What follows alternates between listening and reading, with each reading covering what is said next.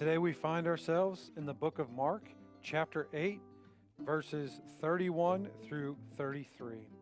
And this is such an awesome passage because for the first time in the Gospel of Mark, we're going to see Jesus start to talk about his death, his suffering, his resurrection.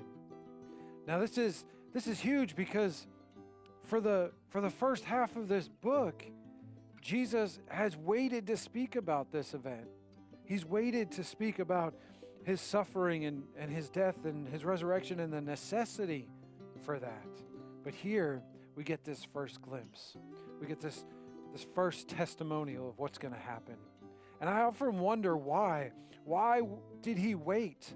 Why did he wait to speak about his death and his suffering? You know, the disciples were following him. They had seen how he had done ministry, how he healed the sick, how he forgave people and forgave sin, and how he calmed the storms and had victory over nature and the demonic realm. They had followed him. They had seen how the Lord had done ministry.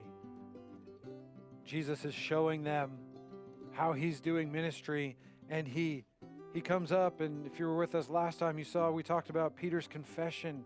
And Jesus, as they've been watching him do ministry, it's time now that Jesus says, "Who do people say that I am?" And they give some answers. And then Jesus says, "But who do you say that I am?" And that's where we have Peter's amazing confession that he is the Messiah. Christ is the Messiah, the Son of the living God, which brings us to Mark chapter 8, verses 31 through 33, which says, "Then he began to teach them that it was necessary for the Son of Man to suffer many things and be rejected by the elders, chief priests, and scribes, be killed and rise after 3 days." He spoke openly about this. Peter took him aside and began to rebuke him. But turning around and looking at his disciples, he rebuked Peter and said, "Get behind me, Satan. You are not thinking about God's concerns, but human concerns." So what does Jesus do here? A few verses earlier, Peter is commended. Peter's commended for this confession of faith before the Lord. And here Peter's rebuked, and you know, Jesus doesn't mince words here. He says, "Get behind me, Satan." I think what's happening here is Jesus is challenging their perception of him and his ministry and the Lord's or Father God's methods of how this is going to take place.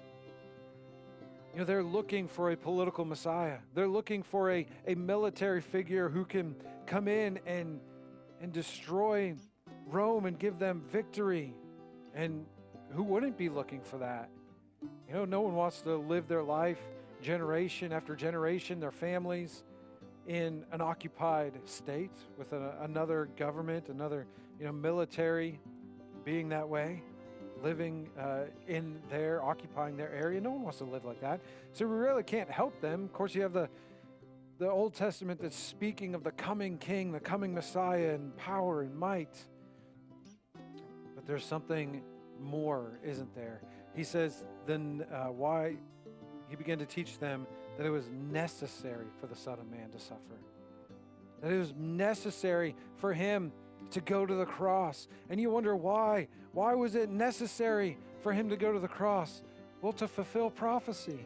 You look at Isaiah chapter 53, the suffering servant is, "By your wounds we have been healed. The chastisement that should have been ours was poured out on you."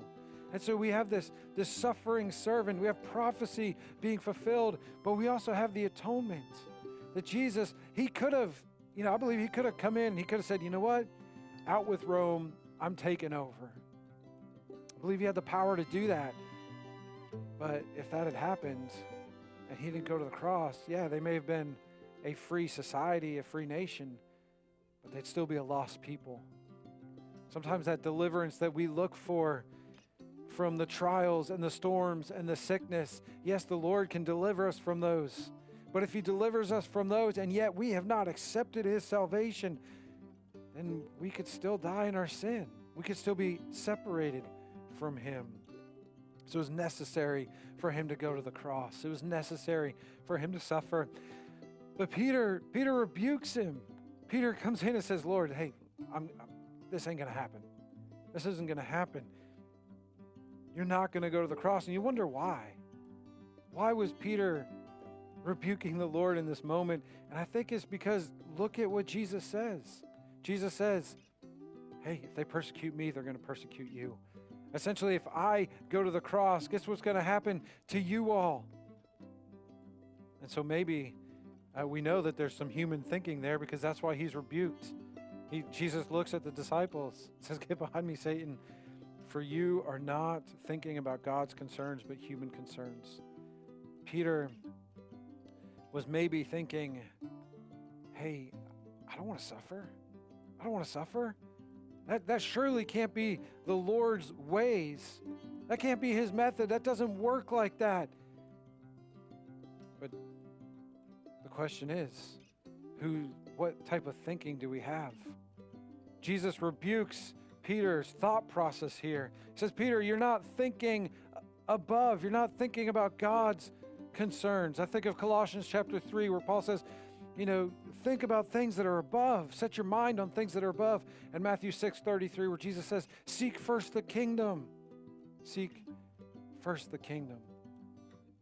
So the questions I have for us are not really questions, but more of a application for us today to think about is be open to the Lord's will whenever it seems to grate against yours. Lord, I want your will to be done. I want your will to be done. And really, let's give ourselves to God's methods. Let's give ourselves to God's methods. I'm going to leave you with this. Dr. G. Campbell Morgan said, the man who loves Jesus but shuns God's method is a stumbling block to him. Don't shun God's methods because you don't understand them. God bless you. I'll see you next time.